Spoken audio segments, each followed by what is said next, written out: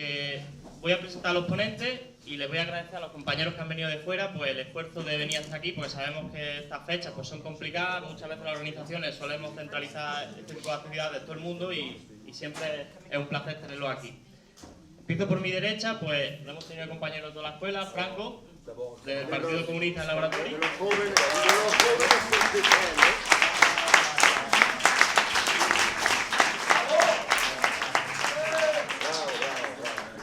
Juan, que va a intervenir por la Liga Internacional de los Trabajadores.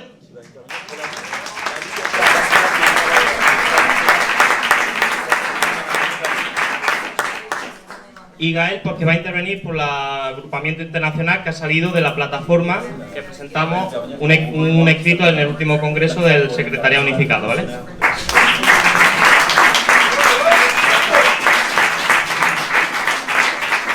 Y ya para terminar, el formato que hemos pensado este año va a ser, vamos a dividir la intervención de los compañeros en 2 turnos de 10 minutos cada uno. Una vez que acaben los turnos ellos, se abrirá el debate a todo el resto de la sala y pues empezaremos, para que no sea el mismo orden, los vamos a cambiar, ¿vale? Así que empezará Gael, luego irá Franco, después Juan y después cambiaremos, será Juan, Franco y Gael para cerrar, ¿de acuerdo? Donc effectivement, l'idée c'est que on présente dans un premier temps un petit peu le texte qu'on a présenté dans le cadre du congrès de la 4e internationale, donc en février dernier. Donc texte que d'ailleurs je conseille à l'ensemble des camarades, pour ceux et celles qui ne l'auraient pas lu, de le lire, qui s'appelle donc Saisir les occasions, construire une internationale pour la révolution et le communisme. Mais le sujet de la discussion de ce forum, c'est de discuter donc de la grève générale à la révolution sociale. Je crois que l'enjeu pour nous, c'est en fait de discuter de la question de la stratégie révolutionnaire. De discuter de la stratégie révolutionnaire et de voir nos différents courants, comment on se positionne par rapport à la question de la stratégie révolutionnaire. Bon, je l'ai dit, ces textes et cette plateforme qu'on a présentée dans le cadre du congrès mondial, ça faisait extrêmement longtemps, hein, plusieurs dizaines d'années qu'il n'y avait pas eu de présentation d'un texte d'une minorité au niveau et d'une opposition au niveau international au sein du SU. On se pose clairement comme une alternative dans le cadre du congrès mondial à cette direction. Pour nous, la question qui est la question essentielle, je le disais, c'est la question de la stratégie révolutionnaire, et on pense que c'est un débat pour l'ensemble des internationales, et c'est un débat pour l'ensemble des révolutionnaires. On ne peut pas, dans cette première intervention, faire l'économie du bilan de la 4e internationale version secrétariat unifié et de la politique dite des partis larges. C'est un bilan catastrophique. Dans les faits, la direction du SU a remplacé l'objectif stratégique de construction de partis révolutionnaires par celui de partis larges. Qu'est-ce que ça veut dire? Plus d'un siècle après la révolution russe, est-il dépassé de dire qu'il ne peut y avoir de révolution sans parti révolutionnaire? Nous répondons bien évidemment par la positive. Il n'est pas possible d'y avoir de révolution sans parti révolutionnaire. Il s'agit pour nous d'un acquis du mouvement révolutionnaire. Et en réalité, la direction du SU élude cette question, refuse de se poser le problème, esquive le fait qu'au-delà des détours tactiques que l'on ne conteste pas, les partis révolutionnaires en réalité se construisent en dehors des périodes révolutionnaires. Dans tout le cadre des débats qui ont été les nôtres pendant ces 3 jours, c'est des choses que nous avons bien évidemment marquées d'un fer blanc.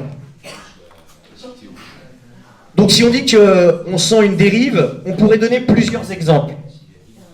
Mais en réalité, vu qu'on est dans l'État espagnol, je crois que la dérive de la direction d'Anticapitalistas est un exemple flagrant de ce que ça veut dire se remplaçant de l'objectif stratégique de la construction de partis révolutionnaires. Je vais pas faire de longs discours, de longs développements. Juste citer une interview d'un camarade, j'ose dire camarade. Je peux prendre l'autre micro, j'ai l'impression qu'il se coupe de temps en temps, non? D'un camarade, donc maire de Cadix, Kichi, qui était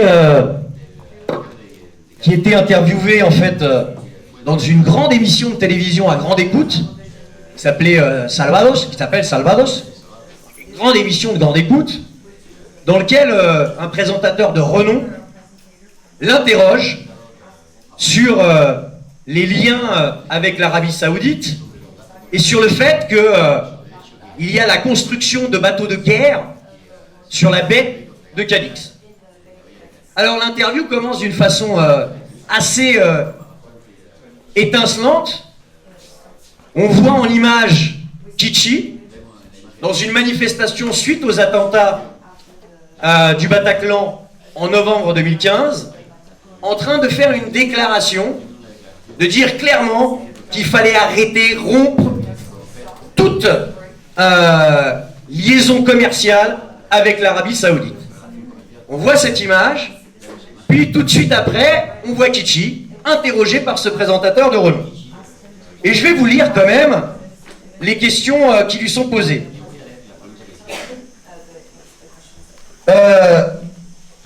Quand on lui dit « Mais est-ce que tu tiendrais les mêmes propos ?» Il dit « Mais voyons Jordi, et pendant ce temps-là, que faisons-nous? Oui, que faisons-nous? Pendant ce temps-là, que mange-t-on » Le présentateur lui dit « Tu referais de nouveau ces déclarations sur le fait de la rupture des relations commerciales avec l'Arabie Saoudite ?» Il répond « Évidemment, et je pense exactement la même chose. » Le présentateur lui dit « Je ne sais pas, tu penses peut-être la même chose, mais tu agis différemment. » Kichi répond à ça « J'agis différemment parce qu'aujourd'hui, je suis le maire de cette ville.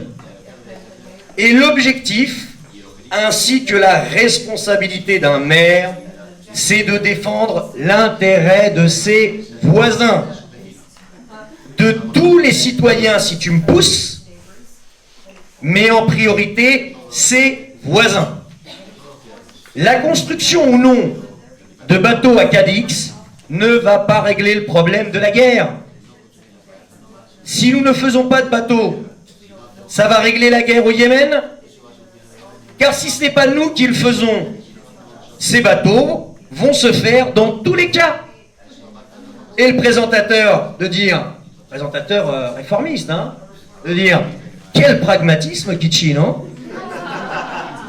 Et Kichi de dire, non, ce n'est pas pragmatique, c'est prendre le taureau par les cornes, c'est parler vrai, parce que gouverner, c'est ça. Alors, je crois que cette illustration de ce que veut dire la politique du SU, de ce que veut dire le fait d'abandonner l'hypothèse stratégique de la grève générale, de la construction d'un parti révolutionnaire, jusqu'où ça peut mener. Jusqu'où ça peut mener. Alors pour nous, bien évidemment, et c'est de ça dont on a envie de discuter, nous continuons à penser qu'il y a un rôle central de la classe ouvrière comme sujet révolutionnaire. Dire cela, ça ne veut pas dire qu'en fait la révolution va arriver demain, mais dire cela, c'est s'y préparer. Quand on dit qu'il y a un rôle central de la classe ouvrière, il faut bien évidemment prendre en compte les évolutions, mais aussi les constantes. Le nombre de travailleurs industriels est passé de 490 millions dans le monde en 1991 à 715 millions en 2012. C'est la classe qui est capable d'entraîner toutes les autres, de bloquer l'économie, mais aussi d'en finir avec toutes les oppressions. La conséquence pour nous, ça veut dire qu'il y a une nécessité de s'y implanter. Nous continuons de penser, comme le disait Mandel, que la grève générale est le modèle le plus probable de la révolution socialiste dans les pays impérialistes. Et il nous semble que ce débat, on a envie de le tenir avec nos camarades, de savoir quelles sont les hypothèses stratégiques qu'ils perçoivent comme étant les plus immédiates dans les pays impérialistes. Car le pourcentage de salariés, c'est pas juste une donnée sociologique, mais c'est un élément central du rapport de force entre les salariés et le capital. Qu'est-ce que nous proposons? Clairement, c'est d'affirmer, de revendiquer qu'il ne peut y avoir de révolution sans parti révolutionnaire. Oui, la boussole du parti révolutionnaire est toujours la nôtre. Mais ça veut aussi dire que nous défendons un programme de transition pour le XXIe siècle. Dans les 30 secondes qui me restent, puisque j'y reviendrai dans ma seconde intervention, cette question du programme de transition, il nous semble important de le discuter, comme le font habituellement les courants trotskistes, internationalistes, révolutionnaires. Mais il nous semble qu'en réalité, nous sommes dans une situation dans laquelle le rapport de force entre les classes, la situation va générer, au niveau des internationales, au niveau du mouvement ouvrier, des explosions, des regroupements et des recompositions. Et de notre point de vue, on n'esquive pas le débat autour de la question programmatique, mais il nous semble qu'il est essentiel de l'avoir à la lumière des expériences, à la lumière des discussions, des problèmes qui se posent à nous dans la situation et comment nous sommes, oui ou non, capables de les surmonter. J'espère que ça sera aussi le fruit de la discussion dans une deuxième partie d'intervention. Mais effectivement, on revendique l'apport des cours internationaux de ce qu'il y a de plus favorable, de plus positif dans le cadre du mandélisme. Mais de notre point de vue, aujourd'hui, il y a une évolution de la part du SU qui est retranscrite par ce qui s'est passé en Grèce, dans l'État espagnol ou encore récemment au Portugal, qui pour nous tourne le dos, croise des Rubicons de classe, est inacceptable et il faut se donner les moyens de mener la bagarre à l'intérieur de l'international et à l'extérieur pour que ces projets, qui sont des projets qui capitulent par rapport à la stratégie révolutionnaire, soient combattus et soient battus. Bonsoir, camarades. Gaël parlait de plusieurs années.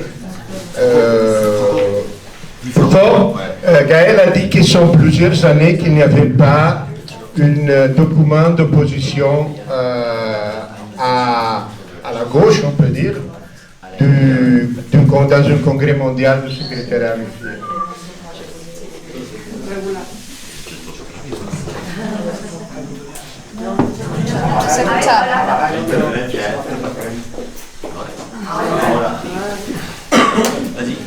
Bon, moi je suis l'histoire, je suis présente parce que je n'ai pas été effectivement le dernier, j'expliquerai dans une minute, mais l'avant-dernier présentateur d'un texte d'opposition de gauche au secrétariat unifié dans les congrès de 91.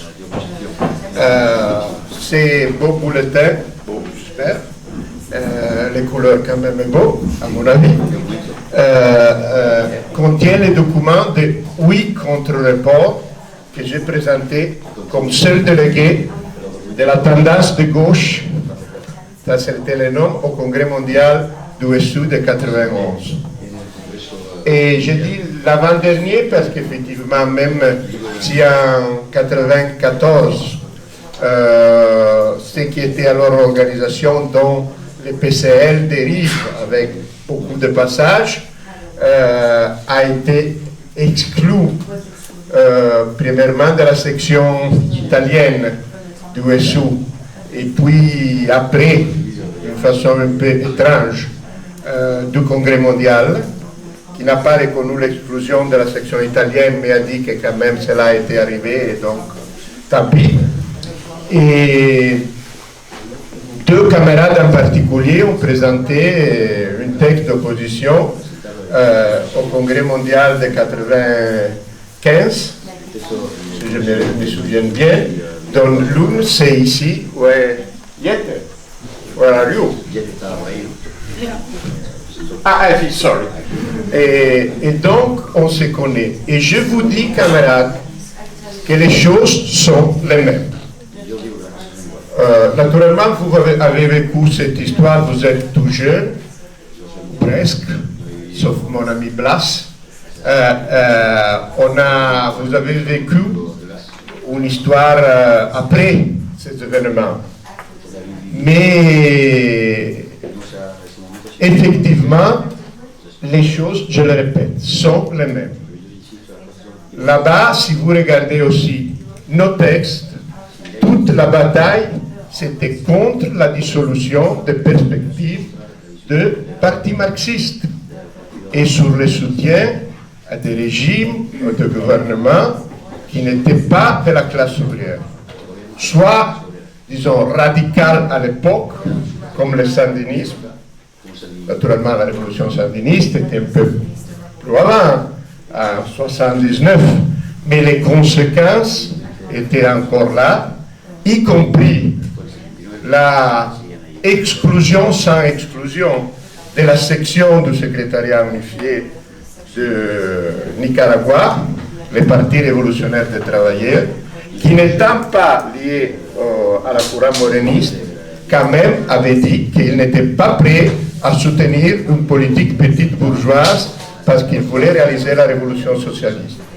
À des choses encore pires, comme les événements en Iran, dans laquelle la section officielle, qui était enracinée dans une avant-garde de la classe ouvrière, et qui au début des années 80, contre le communisme montant, avait défendu les choras, c'est-à-dire les conseils indépendants des ouvriers, contre les projets d'islamisation pour le gouvernement, et qui donc avait été condamné par le secrétariat de l'international d'USU comme sectaire et incapable de comprendre les méthodes d'intervention dans le mouvement de masse, avait été tellement isolé que pendant 2 ans et demi, en dépit de la guerre, de la répression, du fait que ses camarades étaient en bonne partie mis en prison par centaines, pas une ligne. Je m'excuse, je ne me PCP, mais je me vois encore aujourd'hui, pas une ligne était sortie sur un précourt. Et c'est seulement par le fait que le camarade, plutôt droitier, mais honnête au moins à l'époque, les camarades libanais, Gilbert Achcar. Hein? Gilbert Achcar. Gilbert Achcar est intervenu pour dire que ça suffisait, on ne pouvait pas, même pas citer le fait que l'islamiste mettait en prison les trotskistes, que Précor a repris quelque chose de la section officielle, même pas exclue, en Iran. Donc les problèmes sont les mêmes. Et nous reconnaissons, je dis nous parce que je peux le dire en nom de mon organisation, nous reconnaissons parfaitement dans ce qui a, comme on l'a entendu au moins, dit et proposé les camarades Gaël. Il faut réaffirmer en ce moment que la révolution socialiste prolétarienne, c'est la perspective du moment. Cela ne veut pas dire, on peut discuter avec d'autres tendances, probablement avec les camarades de la Ligue, que la révolution, la montée... C'est la perspective de C'est la perspective du moment. Cela ne veut pas dire, à notre avis, on peut peut-être discuter avec les camarades de la Ligue après, qu'il y a en ce moment une montée révolutionnaire internationale face à la crise du capitalisme. Mais ça, personnellement, notre analyse n'est pas ça. Mais on reste sur le fait que l'actualité de la révolution, ça existe. Et l'actualité de la révolution, c'est la révolution ouvrière, c'est la grève générale, c'est les conseils, c'est la prise du pouvoir. Et que pour cela est nécessaire, non pas de supporter les mouvements tels qu'ils sont, alors je vous dis, bien pire même de ce que vous avez connu, parce que l'exemple du communisme, je crois que jamais on aurait là vous après. Mais c'était critique naturellement parce que, bien sûr, il ne faudrait pas s'opposer au mouvement de masse tel qu'il est. Mais, je dis, il faut refuser ces positions et dire que dans chaque situation, il faut construire deux partis révolutionnaires, marxistes, enracinés dans la classe ouvrière, et que cela c'est la tâche, et que cela doit être fait en essayant de regrouper sans sectarisme les forces qui sont sous cette perspective révolutionnaire. Parce que, je vais dire un point par rapport à ce que dit Gaël, sans que cela signifie que je suis en désaccord. Simplement pour éclaircir un point, à mon avis. Il est clair que les opportunismes, les adaptations commencent dans les rêves. Il est difficile de voir comme ça une... les adaptations commencent dans les... Dans les rêves, dans la réalité. Dans la réalité. C'est difficile de voir une Bernstein qui commence par une hypothèse théorique. Et même Bernstein représentait, même si d'une façon théorique, c'était la révisionnisme sociodémocrate au final du 19e siècle, les pressions de l'adaptation de la bureaucratie sociodémocrate, syndicale, institutionnelle, etc., à l'Empire allemand et une forme de démocratie qu'il permettait. Mais en général, ça commence dans la réalité. Il y a tel mouvement, comment on peut nous contreposer, s'ils pensent que Khomeini c'est le point de référence, s'ils pensent que Ortega c'est le point de référence, on ne peut pas être sectaire, sinon on coupe le rapport avec le mouvement. Le résultat, on a démontré, a été toujours de liquider notre propre parti et de liquider les possibilités que ce mouvement rompe en progression comme avec leur propre direction.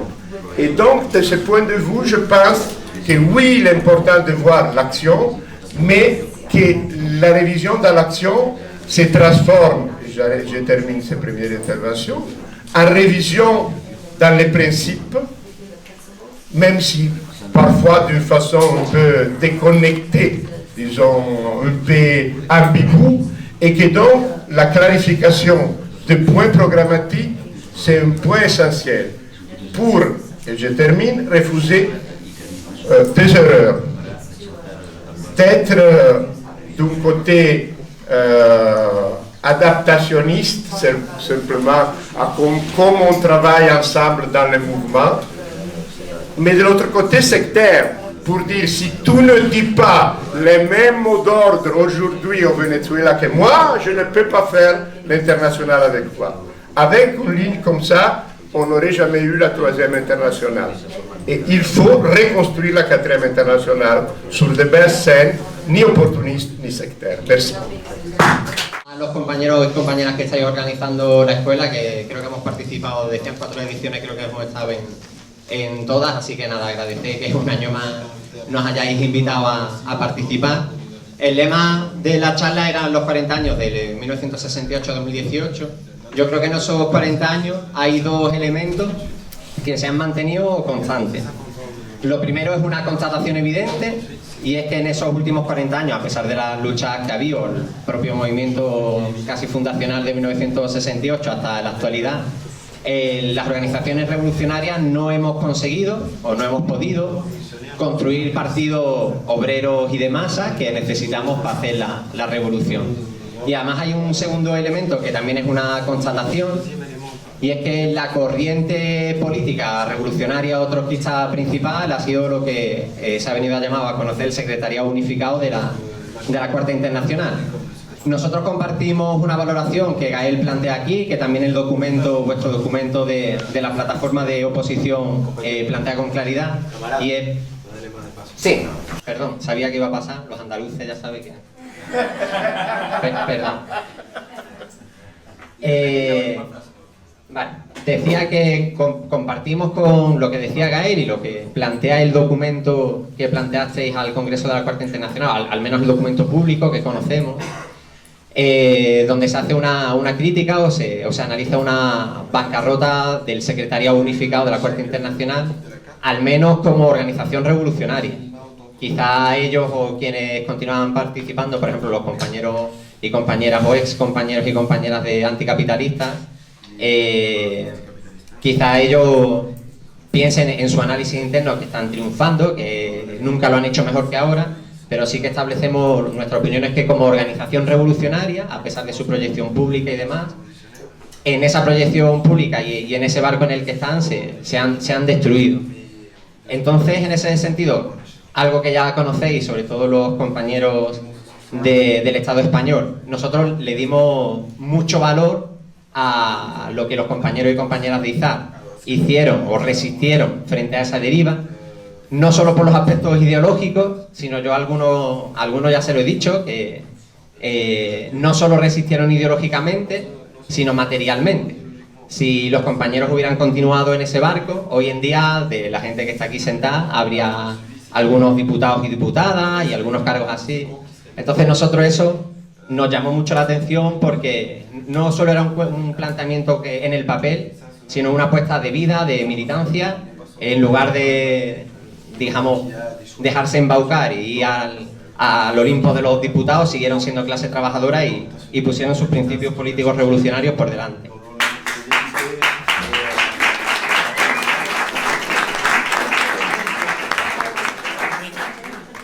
Y luego también el documento internacional le dimos mucho valor, siendo un documento de presentación no podría ser de otra manera, pero sí pensamos que recoge buena parte del ABC de lo que tiene que ser un partido revolucionario y una internacional revolucionaria. Faltan muchos temas por determinar, indudablemente, pero sí pensamos que lo que está escrito supone un material genético desde el que construir. Que en otros tiempos seguramente lo que está ahí escrito hubiera sido una obviedad, pero en los tiempos que corren, no solo en la izquierda en general, sino también en el trotskismo, lo que está ahí escrito tiene mucho valor como reafirmación de los principios revolucionarios, al menos buena parte de los principios fundamentales. Entonces, en ese sentido, pensamos que esos dos elementos pues, tienen mucho valor y así los planteamos, y de hecho no solo lo planteamos, sino que pues, hace no demasiado tiempo, aunque venimos de hace algún tiempo siempre manteniendo buenas relaciones, pero tanto desde Corriente Roja a IZAR a nivel del Estado español como a nivel internacional, pues ya con todas las formalidades que son exigibles, si nos hemos dirigido digamos, a las direcciones tanto del Grupo del Estado español como de la plataforma internacional, saludando sobre todo ese movimiento o ese documento de constitución o de presentación de la plataforma internacional y planteando, bueno, que nos parece muy progresivo lo que está ahí escrito y que nos gustaría mantener o tener algún tipo de relación más allá del intercambio diplomático de ideas, sino también digamos, entrando más en profundidad. Simplemente para testear, para explorar los puntos de acuerdo, que los tenemos, y las diferencias, que también las tenemos. O sea, no es un dorar la píldora, como diríamos aquí, sino reconociendo el valor que eso tiene, plantear, oye, nos parece que eso tiene su mérito y querríamos discutir, querríamos ver con profundidad, más allá de eso de una relación diplomática, con profundidad, hasta qué punto llegan los acuerdos y hasta qué punto llegan las diferencias. Que sabemos que ambas cosas existen. En el debate, que es importantísimo, en el sentarnos e intercambiar ideas y ver, pues, como se planteaba, si la clase obrera es el sujeto central, pues, pensamos que sí, si el programa de transición sigue siendo el programa básico, por así decir, lógicamente actualizado, que intenta guiar nuestra actuación, y no solo en el debate, sino también en la práctica, porque muchas veces, tanto los acuerdos como las diferencias, cuando están escritas en el papel, a veces los acuerdos no son tantos acuerdos cuando se bajan a tierra, y a veces las diferencias no son tantas diferencias o se pueden ir superando. Ambas cosas existen. Entonces, tanto el intercambio, digamos, con profundidad, de poner encima de la mesa acuerdos y diferencias, cuáles son cada cual, e irlas abordando al calor de la práctica con toda la tranquilidad que se necesite. Eso está lejos de ningún tipo de OPA, entre otras cosas, porque desde la LID nunca entendemos las fusiones como algo, o intentamos no plantearlas como algo superficial, por así decirlo. Para ir a un proceso de ese tipo, sí tenemos que ir, digamos, con una exploración mutua profunda, ¿no? O sea, teniendo firme luego la vida, por supuesto, da muchas vueltas, pero sí que es importante, digamos, profundizarlo. Entonces, en ese sentido, para nosotros, el planteamiento, porque al final lo que marca los últimos 40 años es la ausencia de partidos revolucionarios y ahora también el desastre o el naufragio de quien ha ocupado el espacio revolucionario en Europa en esos 40 años. Entonces, nos parece que sí es un momento que es especial. Es verdad que no, yo coincido con el compañero, no creo que sea un momento revolucionario ahora mismo, pero sí pensamos que las revoluciones están por venir y que nosotros tendremos que jugar un papel. Somos conscientes de que tanto Corriente Roja en el Estado español como la LID es una parte pequeñita del partido y la internacional revolucionaria que necesitamos. De eso tenemos claridad. Pensamos que será una parte, pero pensamos que es una parte muy insuficiente. Nuestro planteamiento no es a día de hoy el que la reconstrucción de la Cuarta Internacional va a venir únicamente del desarrollo lineal de Corriente Roja y la LID. Eso es una hipótesis que hoy en día no manejamos, lo digo con claridad. Entonces, en ese sentido, combinando ese propio análisis que hacemos de nosotros mismos con los elementos, por lo que decía, que es un momento especial y que vuestro movimiento tiene valor, pues sí que hacemos con bastante claridad esa opción. En la perspectiva de, bien, que los acuerdos vayan profundizándose y para nosotros el horizonte es hacia el reagrupamiento, lo que diríamos el reagrupamiento de la Cuarta Internacional, de la fuerza revolucionaria, en un programa común, en una actuación común, con un régimen interno de centralismo democrático y manteniendo eso, al menos esos elementos de ABC del marxismo revolucionario, como es la toma del poder, lo que significa el poder obrero y cómo se organiza el poder obrero, lo que significa la intervención en la clase obrera y el papel de la clase obrera en la revolución. Entonces lo dejo aquí, como tenemos luego otros 10 minutos, creo que me quedaba ya muy poquito, así que lo dejo aquí y retomamos más tarde. Donc je pense que effectivement, il faut voir dans notre analyse ces 50 ans et le rôle de l'avant-garde, ou soi-disant avant-garde, mais d'une certaine façon, certainement avant-garde, c'est-à-dire le mouvement ouvrier, c'est-à-dire le mouvement trotskiste. Et ça aussi en relation à les perspectives révolutionnaires. Je ne suis pas tellement sectaire de dire que pour la faute de ce que nous appelons les révisionnistes du trotskisme, il y a eu des grandes révolutions ratées. Ça me semblerait exagéré. Quand même, il faut dire, pour comprendre les questions, à notre avis, que le révisionnisme du trotskisme a été un puissant instrument pour détruire des possibilités de développement de partis marxistes révolutionnaires, mais dans ce sens aussi de la lutte des classes. Je vous indiquerai simplement un exemple trop proche d'ici.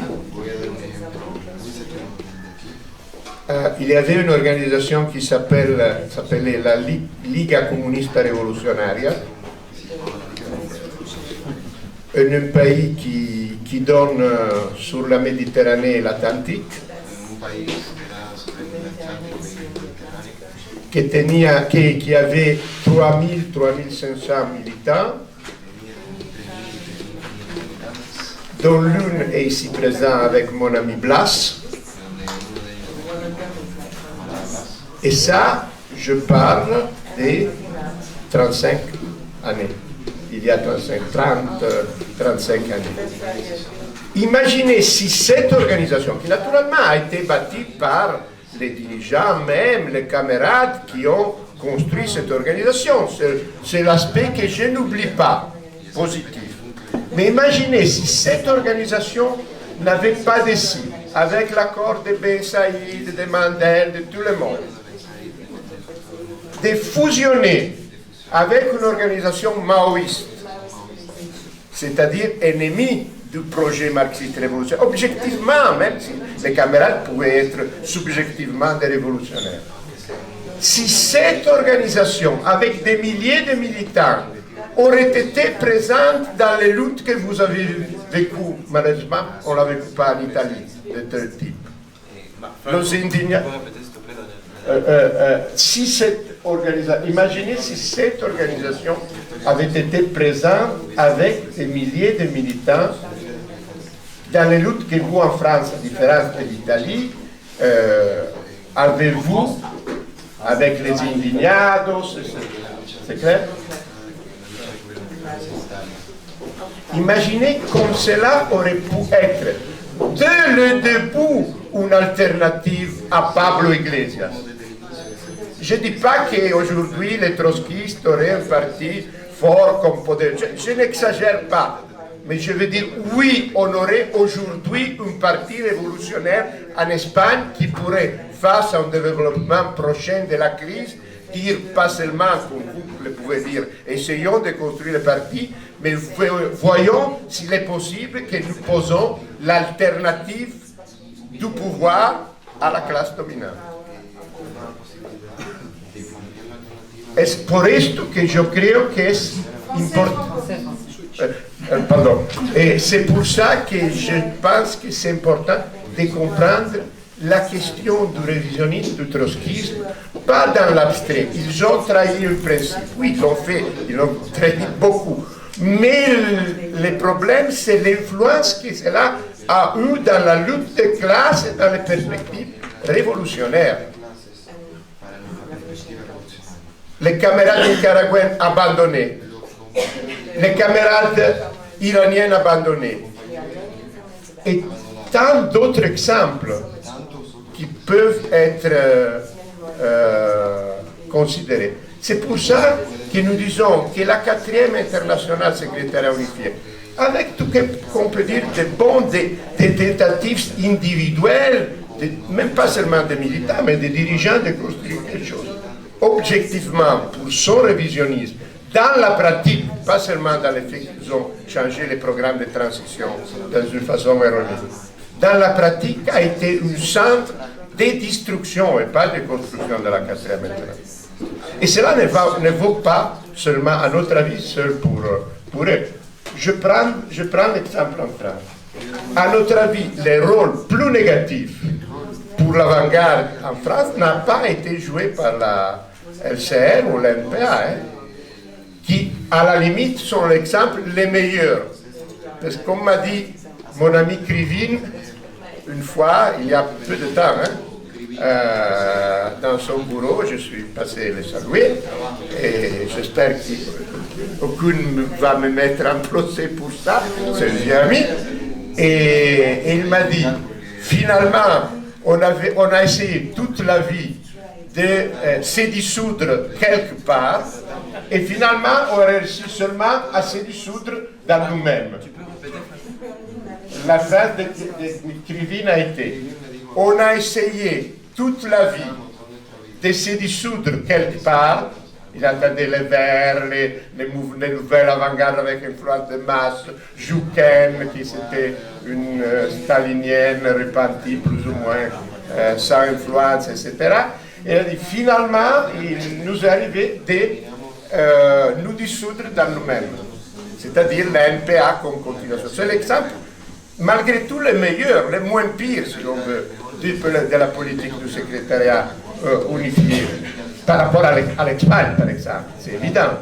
Il reste quelque chose en France, il ne reste rien, non rien, c'était vous, mais disons de la tradition qui pourrait être celle de la LCR, très peu. Mais pour dire de la France, je pense que le rôle plus négatif a joué lutte ouvrière. Et ça, si c'est ça le problème sur le formalisme, je suis d'accord.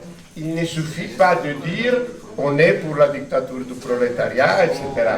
Il faut montrer dans l'intervention avec la méthode transitoire, dans la lutte de classe, la correctesse de sa politique. Parce que quand une organisation prend 2 millions de votes, je ne me souviens pas exactement lesquels, 10 millions, 1,5 million, je ne sais pas, et dit que c'est trop peu pour construire un parti révolutionnaire. Ça, ce n'est pas de l'anti-électoralisme. Ça, c'est de l'électoralisme béat d'une secte qui veut dans le même temps apparaître aux grandes masses comme quelque chose de réel, et de l'autre maintenir la secte.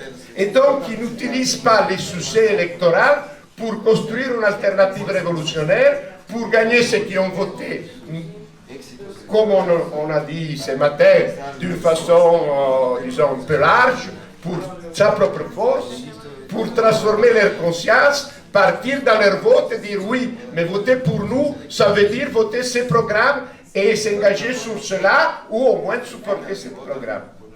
Donc, je termine sur cette phrase par rapport aux camarades. Je suis tout à fait d'accord avec ce que dit les camarades. Mais l'expérience n'a pas été bonne. Pour nous, on a eu beaucoup d'expériences. Certains dedans, certains en discutant. On avoue que la majeure partie, ou la totalité des forces significatives de la gauche trotskiste, que je pense ont le droit d'être demain dans une 4e internationale refondée. La LIT, la WIT, l'FT, qui beaucoup de vous connaissent, les coordinations pour la refondation de la 4e internationale dont nous venons d'être exclus. Refais la liste. Hein? La liste, c'est la LIT. La WIT, que c'est une autre organisation, et je termine, mais il y a trop de traduction. Les fractions trotskistes qui vous connaissez, internationales, les Corquis dirigés par les partis ouvriers d'où nous venons d'être plus ou moins exclus, ont démontré jusqu'à maintenant d'essayer de gagner pour sa propre boutique. Ou l'on rompt, je l'ai dit aux camarades de la Ligue, dans les faits, pas dans les mots, parce que je sens ces mots depuis 40 ans. Et on a eu des expériences sur ça, où l'on bloque la perspective de la fondation de la carte. Et à cela, on ne bloque pas en question organisationnelle. On bloque la perspective d'aider la révolution socialiste internationale à se développer. Je pense, et conclue vraiment, dans une phrase, que ce qui est bien entre le rapport entre les camarades de la plateforme de gauche du secrétariat et notre propre parti, c'est le fait qu'il y a un rapport léal sur les accords et sur lesquels désaccords. Et je pense, je le dis ouvertement, parce que ça sera la position qu'on présentera aux camarades aussi dans les jours qui viennent, nous sommes prêts à une unité avec vous sur la base des principes. Puis on verra les résultats. Nous sommes prêts, c'est notre décision, ce n'est pas notre hypothèse.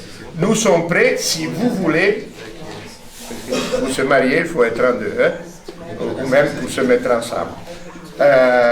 Nous sommes prêts à une unité avec vous parce que nous pensons que les éléments de principe existent. Mais justement parce qu'on a une correctesse et une loyauté dans les rapports que malheureusement on n'a pas vu dans d'autres organisations plus larges qui sont à la gauche du mouvement trotskista. Merci. Bueno, antes he soltado el rollo que traía preparado, ahora intento responder, que siempre es un poco más divertido. Primero con lo que decía Gael, él preguntaba, ¿qué hipótesis estratégicas manejáis? En la lista tenemos dos cosas que para nosotros son estrategias permanentes, podríamos decir, solo dos. La primera es la movilización permanente de la clase trabajadora. Además, ahí especificamos la clase trabajadora. Por ejemplo, Hace tiempo que en el SU no había documentos de oposición, entre otras cosas porque nosotros, para bien o para mal, ¿vale? Ya eso será parte del balance histórico, desde el año 79 no estamos, pero sí fuimos parte. Y justo una de las polémicas que nos llevaron a separarnos en aquel entonces del secretariado unificado eran las hipótesis guerrilleras basadas en movimientos campesinos y demás, ¿vale? Entonces a eso, por ejemplo, nosotros, hipótesis estratégica, movilización permanente de la clase trabajadora. Le ponemos ese énfasis, si queréis. Y uno segundo, que es la construcción o la necesidad de construir partidos revolucionarios para que las revoluciones socialistas triunfen. Ahí empiezan y terminan, digamos, lo que son hipótesis de estrategias permanentes, entre comillas, inamovibles. A partir de ahí, y en ese foco, digamos, más global, empezarían las tácticas. Pues seguramente la Europa imperialista tiene unas, seguramente no, tiene unas especificidades, perdón, que le son propias y que determinan la dinámica o una posible dinámica revolucionaria que la hace diferente de Latinoamérica o de Oriente Medio, por poner ejemplo lo más exagerado. En ese sentido, nosotros hay dos elementos que intentamos siempre impulsar, y además con esto me quito una espinita que tengo desde hace 2 años, que es un debate que tuvimos hace 2 años. Nosotros impulsamos en ese sentido como, de manera estratégica, por así decir, 2 tipos de organismos o de organizaciones. El primero les podríamos llamar organizaciones de tipo soviético, por llamarla y que nos entendamos. Para describirla, serían organizaciones que pueden ser distintas en las formas, no todas van a ser los soviets iguales de 1917. En cada país tienen, o han tenido a lo largo, en las distintas revoluciones, han tenido distintas características, digamos, organismos de frente único, de independencia de clase, o sea, organismos de la clase trabajadora, de frente único en la lucha, con un programa de lucha ligada a la organización democrática por la base. A día de hoy, por ejemplo, en el Estado español no pensamos que esto exista.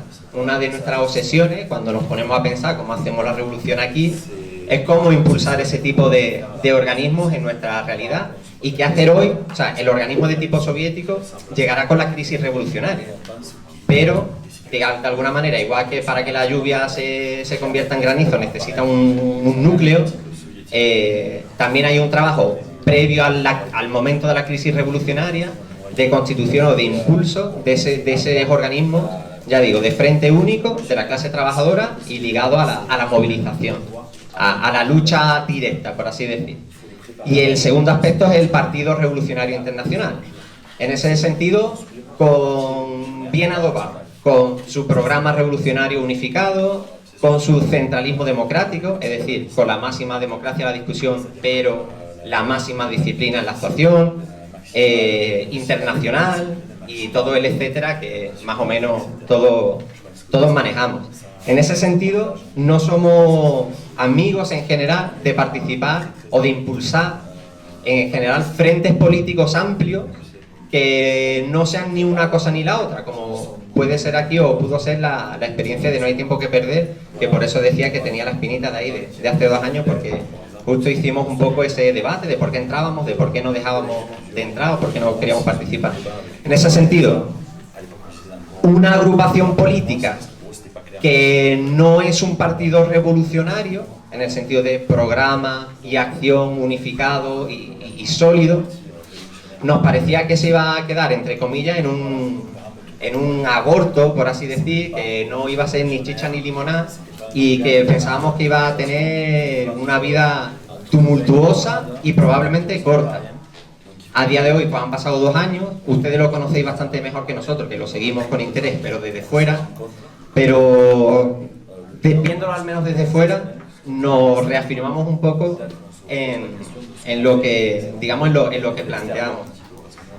Vale, por ahí una parte de lo que se hablaba de las hipótesis estratégicas.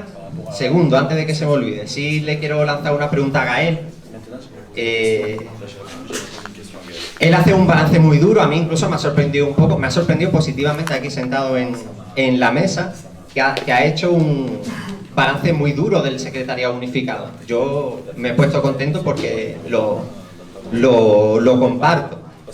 Y bueno, ya hemos hablado antes al menos de la posición pública de la plataforma internacional de la que formáis parte. Sí que es verdad que desde el último congreso del SU creo que no nos habíamos encontrado.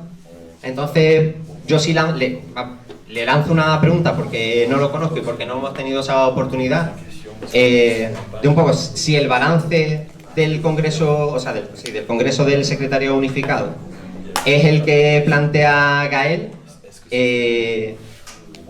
¿Cuál es la hipótesis estratégica de reconstrucción de la Cuarta Internacional? Porque entendemos que partimos de un acuerdo que quizá en otro momento de la historia entre nosotros no había sido un acuerdo, pero creo que por lo que vamos avanzando hoy sí lo es, y es que de alguna manera ese núcleo que era el secretario unificado, que ya digo ha sido hegemónico sobre todo en Europa, quizá en otros lugares no, pero en Europa sí, digamos, tiene esa crisis de una magnitud como la que tenemos. Incluso ustedes salen como una plataforma de oposición muy dura, haciendo un balance muy duro, y yo creo que con posiciones, por lo menos en esa presentación pública, bastante correctas, más allá de las muchísimas diferencias y muchísimos debates que mantenemos y que los seguiremos manteniendo. ¿Cuál es? O sea, ¿qué viene ahora? ¿Ahora qué? Esa sería un poco la pregunta para Gael. Y para terminar, también de lo que decía Franco, si no le entendí mal, él planteaba que existe la posibilidad, que está planteada la posibilidad en la actualidad de reagrupación de todos los trotskistas en algún tipo o alguna forma de organización o coordinación internacional. Nosotros no compartimos esa perspectiva, no la compartimos, y además para no ser muy teórico. Si tú pones a todos los trotskistas del mundo en una sola organización, vale, o trotskistas de izquierda, simplemente agarrando por ejemplo los que Franco decía, por poner ejemplos concretos, los compañeros de la fracción trotskista, que son con quienes más debates hemos compartido, entre otras cosas, porque con quienes más compartimos espacio. Ellos sabéis que tenemos un origen común no tan lejano, y entonces nos pisamos entre comillas, compartimos muchos espacios y tenemos muchos debates. Si tú pones a la gente de la FT y a la gente de la LID en la misma internacional, en Brasil, los de la LID van a una mani, los de la FT van a otra y se lían a torta, literalmente. O sea, no es una figura retórica, hoy en día es una realidad. La FT tiene el análisis de que la LID capitula a la reacción de derecha en Brasil, ellos hacen ese análisis, y la LID analiza de la fracción trotskista que capitulan al gobierno del Frente Popular. Entonces, no compartimos espacio, no solo que no compartimos espacio, sino es que chocamos llegado el momento, incluso físicamente, en el sentido de que ellos están a un lado de la barricada, por así decir, y otros a otro, sin entrar en el balance de quién tiene la razón ahora mismo. Pero eso es una constatación empírica, eso es un hecho. Si nos vamos, lo de Brasil, hay crisis, hay quilombo, pero no es una situación revolucionaria. Si nos vamos a las últimas revoluciones que hemos vivido, como han sido las revoluciones árabes, por poner el ejemplo más extremo, y exagerar, ¿no? Y que se vea clara la diferencia, que no quepa duda, si nos vamos a Siria, lo que nos cruzaríamos con la FT no son tortas, son tiros. Entonces nosotros entendemos que, por lo mismo, ¿no? Ellos dicen la LID capitula a la reacción siria, nosotros decimos la FT capitula a Assad, y cuando coincidimos allí, eso, el intercambio ya no sería de debate, no sería a lo mejor de empujones como en Brasil, sino sería directamente de tiros. Entonces, eso es un ejemplo, quizá el más extremo, pero para ejemplificar por qué nosotros pensamos que ese tipo de reagrupamiento no tiene utilidad. El refranero castellano es muy sabio y dice, el hábito no hace el monje. Entonces, nosotros el reagrupamiento lo vemos a través de las políticas concretas y de los principios políticos y de las aplicaciones prácticas de esa política, más que por la autoproclamación como trotskista o como revolucionario. Entonces, por eso, nosotros no manejamos esa perspectiva de reconstrucción de la Cuarta Internacional, ya termino, y sí ese método de acuerdos, diferencias, los discutimos, vemos hasta qué punto llegan los acuerdos, con toda la tranquilidad discutimos hasta qué punto llegan las diferencias y al calor de la práctica y de la experiencia y de los balances, pues se podrá avanzar hacia el reagrupamiento de los revolucionarios o nos damos la mano y cada cual con toda la tranquilidad del mundo nos vemos en las luchas y iremos discutiendo en el futuro. Bon, d'abord, remercier les camarades pour leur intervention. Je pense que c'est une nécessité. Dire quand même qu'à notre échelle, on essaye à chaque fois de vous inviter à participer à notre camp pour pouvoir discuter. On est effectivement une plateforme qui s'est constituée dans le cadre du dernier congrès, où pour nous la priorité, ça reste celle de discuter à l'intérieur du secrétariat unifié. Le bilan qu'on tire du congrès, c'est un bilan très dur sur la politique qui est menée par la direction du secrétariat unifié, mais à la fois une différenciation très importante entre la politique qui est menée par cette direction, par la direction de ces sections, et la façon dont bon nombre de militants ont perçoivent la plateforme que nous avons pu constituer dans le cadre du congrès, le fait qu'il se génère, y compris au Portugal, y compris aujourd'hui, des débats sur la politique menée par la direction du secrétariat unifié. Je crois que notre histoire, Franco et le PCLA, pour nous, est une organisation avec laquelle il faut aller au bout des discussions, des principes, au bout des discussions programmatiques. Mais on insiste, à la lumière de l'expérience de la lutte des classes, la discussion pour nous est essentielle avec votre organisation italienne. Mais je trouve que vous commettez une erreur à prendre 20 minutes pour essayer de nous convaincre qu'en réalité, l'ESU a trahi quasiment depuis son existence des fonds originels. Je crois que c'est pas comme ça qu'on arrivera à avancer ensemble, parce qu'en réalité, nous sommes convaincus que ni le morénisme, ni le lambertisme a fait la démonstration de sa supériorité. Et sinon, nous ne serions pas aujourd'hui, certains exclus de l'international du Parti ouvrier en Argentine, d'autres à faire des regroupements avec des camarades à l'intérieur du SU et d'autres à l'extérieur, ou connaître des crises multiples du morénisme, y compris encore récemment au niveau de chacune de nos organisations. Donc nous pensons que ce n'est pas juste le problème du rapport au principe, mais que c'est aussi en fait le rapport à la lutte des classes, le rapport aux directions réformistes, le rapport à l'intervention au sein de la classe ouvrière et de l'implantation qui explique en réalité le rapport de force entre les classes, qui explique ces explosions qui existent aujourd'hui au niveau de l'international.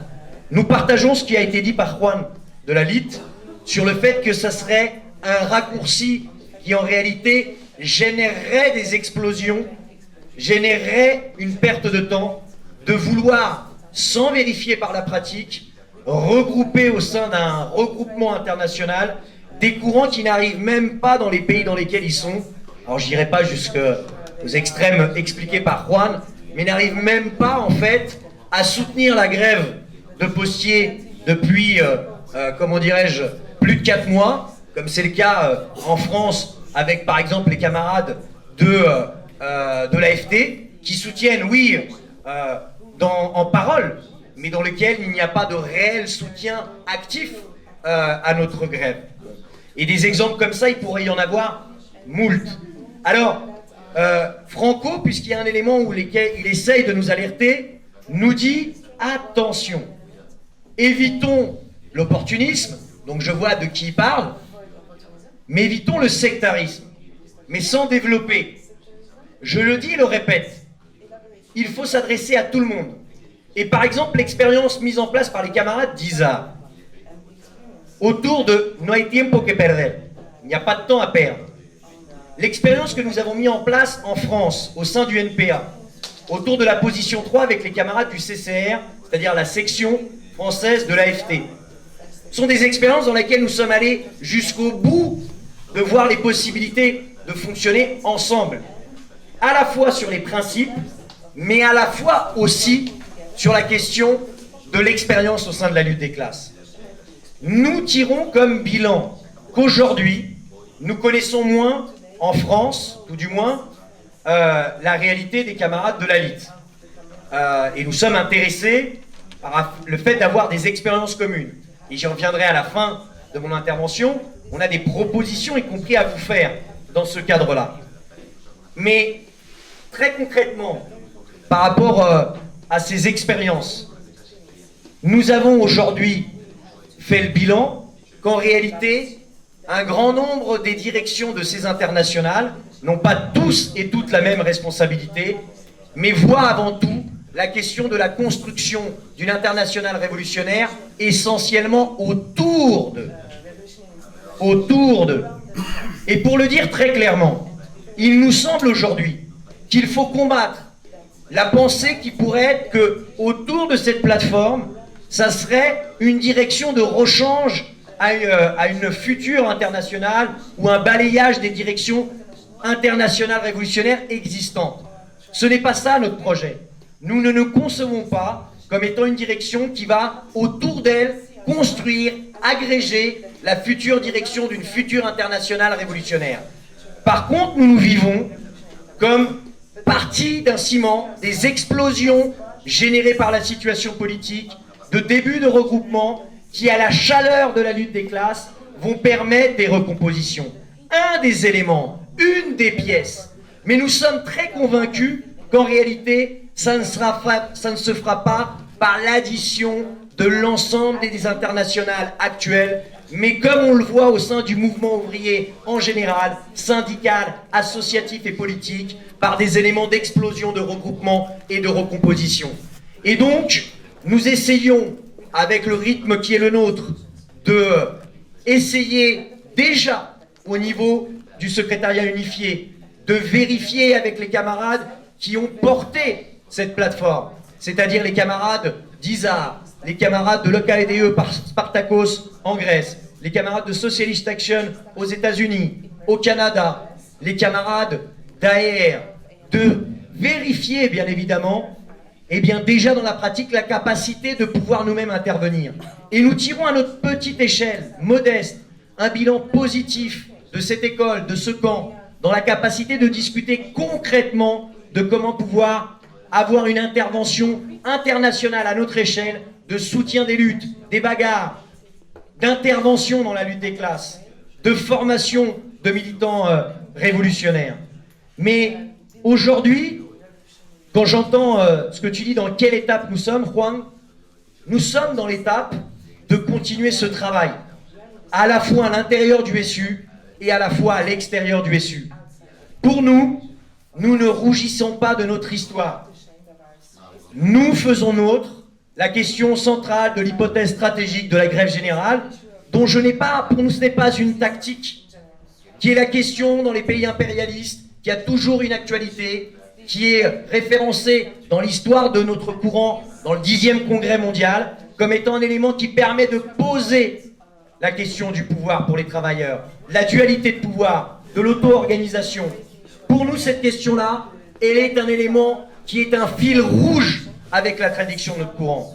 Oui, il y a plein de dérives opportunistes, mais nous nous reconnaissons aussi dans une tradition qui est celle d'être des poissons dans l'eau, d'être capable de prendre des initiatives, qui est capable aussi de faire des erreurs, de prendre 1001 initiatives qui parfois n'aboutissent pas, mais de se dire, comme no hay tiempo que perder, mais de se dire juste qu'elles sont nécessaires, c'est l'ensemble de ces initiatives. Dans la minute qui me reste, ce que nous faisons avec ce que sont nos rythmes, c'est d'abord que nous allons bien évidemment sortir un document de bilan de l'ensemble de la plateforme, que nous allons tenter de discuter avec le texte que nous avons sorti, bien évidemment de la question d'un programme de transition et donc de principe, aujourd'hui programmatique pour le 21e siècle, mais aussi de discuter de manière concrète. Et nous sommes totalement mis dans une lutte qui est importante aujourd'hui pour nous, celle de la grève des postiers du 92 dans les Hauts-de-Seine, importante pas juste parce que nous l'animons, pas juste parce que nous y intervenons, mais importante en réalité parce qu'elle est significative de la situation politique en France, c'est-à-dire significative de l'antithèse des stratégies perdantes menées par les directions réformistes, stratégie perdante de journées saute-mouton, celle d'éviter de regrouper, de faire converger les luttes dans le sens et la perspective d'un mouvement d'ensemble et d'une grève générale. Et de notre point de vue, cette grève, elle est aussi l'illustration d'une situation internationale. L'illustration d'une situation internationale dans laquelle il y a des possibilités, dans laquelle ce qui domine, c'est l'instabilité. Et je prends 30 secondes. L'instabilité du système capitaliste, de la bourgeoisie. On dit bien sûr qu'on est dans une situation de rapport de force dégradé, mais on dit aussi qu'il y a des éléments qui changent. Il y a des situations d'accumulation d'expérience, d'accumulation organisationnelle. Le FIT en est un exemple. L'élément du Front Social en France en est un autre exemple. NUMSA en Afrique du Sud, même si tous ces exemples ne sont pas équivalents. Oui, il y a des accumulations d'expérience. Et on veut participer pleinement à ces accumulations d'expérience. Et on veut clairement proposer à l'ensemble des internationales aujourd'hui, par rapport à la bagarre dans laquelle nous sommes mis l'ensemble de notre corps, la nécessité, et bien évidemment, de voir la capacité qu'ont ces internationales révolutionnaires à agir concrètement pour intervenir dans ce sens-là, à la fois de manière programmatique, mais aussi de manière concrète dans les interventions que nous avons quotidiennement dans la lutte des classes.